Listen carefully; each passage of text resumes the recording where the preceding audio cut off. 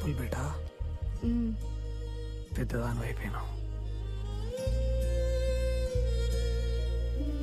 ఇక నుండి నీ రెక్కలతో నువ్వే ఎగుడు మొదలు పెట్టాలి.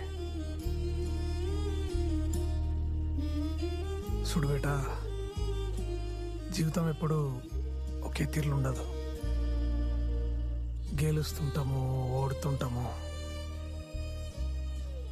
గెలిచినప్పుడు మాత్రం అందరు నీతోనే ఉంటారు బేటా, కానీ ఓడిపోయినప్పుడు ఎవరిని పక్కకు రారు.